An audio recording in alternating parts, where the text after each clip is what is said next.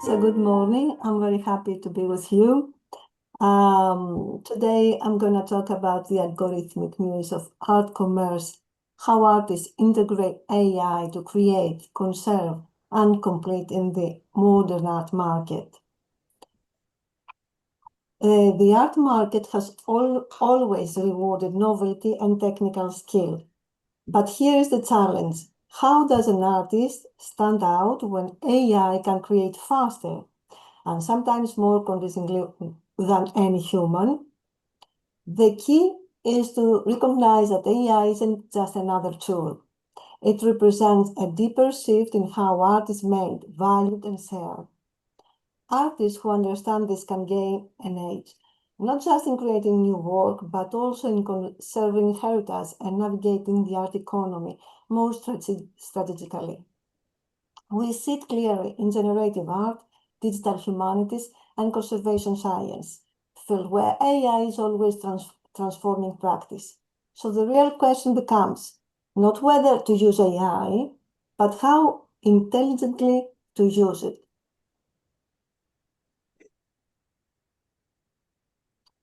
The competitive edge in art is shifting from the traditional hand of the master to the artist as algorithmic orchestrator. AI now plays a role across 4 key areas. In the studio, helping generate new work, in museums, adding restoration and conservation, in cultural dialogue, reinterpreting classics through new lenses, and in the market, optimizing prices, timing, and audience reach. A visible inflection point came in 2018 with the crazy sales of portraits of Edmond Delamere.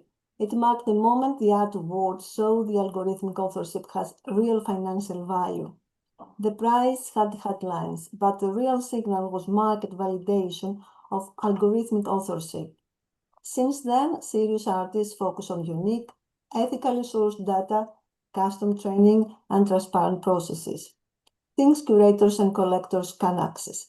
That's the framework we will explore next. What changes in the studio? 3 things in particular. First, let's talk about speed and iteration. Where artists once spent weeks setting materials and ideas, they can now generate thousands of versions, changing palette, light, form, even medium, in just few hours. It opened up space to explore bold and unexpected ideas through high cost or risk. Secondly, authorship is shifting from the hand to the system. Choosing training data has become a creative act. If you train a model on Baroque anatomy studies or everyday photographic archives, you shape a visual language that generic models simply don't have. The artist's signature now lives in how they curate data, set parameters, and have decisions, not just the final image. And the market is changing to value this custom process over generative prompting. Thirdly, cross-model workflows are becoming routine. Sculptures preview pieces in different materials and lighting before fabrication. Performance link movement or sound to generate visual structures. Installation artists can test how people move through space using digital sketches. This means more room for experimentation, lower cost of failure, greater creative freedom.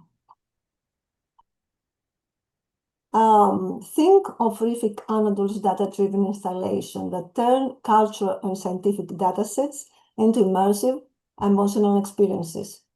What sets them apart isn't just the visual spectacle. It's a way they translate complex datasets into emotional, coherent experiences. Behind that is a custom creative process, a private pipeline that others can't easily copy. And this is exactly where the value lies. The market is starting to reward the clarity of the process, not just the final artwork.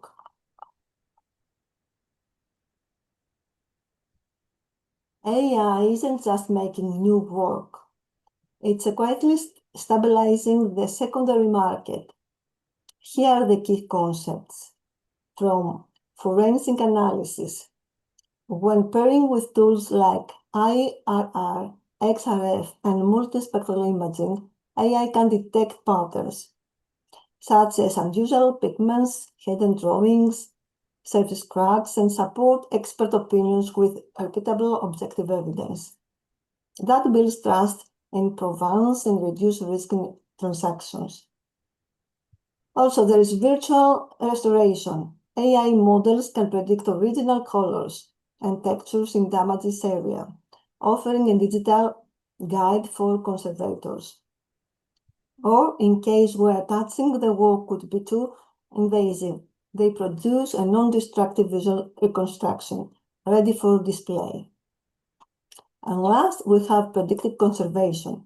By simulating how light, humidity, or pollution might affect a work, AI helps museums act early, adjusting conditions and preventing damage before it happens. It's both good science and smart assets management. It isn't, wait a minute. Let's focus on how AI can support critically commentary and help it reach a wider audience. Through what we call critical remix culture, artists use tools like neural style transfer to layer classical styles, say Rococo, onto modern images like modern footage. It's not just aesthetic, it's a way to question power, visibility, and representation. Also, AI helps build generational bridges. By reframing classical works in today's digital language, like using vaporwave colors on ancient sculptures, we make heritage more relatable without losing its depth. It's about inviting new audience in. And last, we have computational hypotheses. Projects like the next Rembrandt use AI to complete unfinished works, and not as fakes, but as experiments. They offer new ways to explore art history, and sometimes even generate value through that exploration. Today, these approaches show how AI isn't just a tool for making images. It's a tool for thinking with images. There's a quite shift happening, not in the artwork itself, but in how it's managed. With predictive analytics, artists and institutions can now track sales, exhibitions, and audience sentiment to spot new niches and time their release better. It's about matching sincere work with real attention. Automation helps behind the scenes. Auto-tagging, indexing, and tailored proposal have saved time and raised the level of presentation. And data-informed pricing, and artists gain practical tools to support, not control their practice. It's a new kind of framework, quiet, efficient, and artist-centered.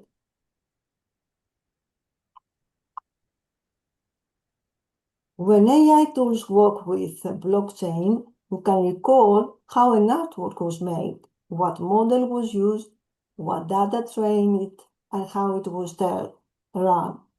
It creates a clear, unchangeable record that follows the work. It helps collectors trust what they are buying and protects artists from cheap copies.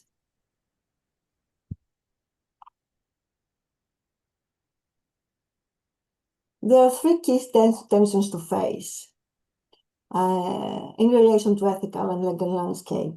Authorship. To claim rights, artists need to show real input, like curating data or training models. That effort adds value. Custom work stand out. Data. Big data sets often raise constant issues. Using clean or self-made data is safer and increasingly expected. Also saturation. If anyone can generate images, uniqueness comes from how the work is made or shown, and physical form and place or through performance. So where does that leave us. In 2025, the real question isn't, is it art? It's, was it made with thought and care?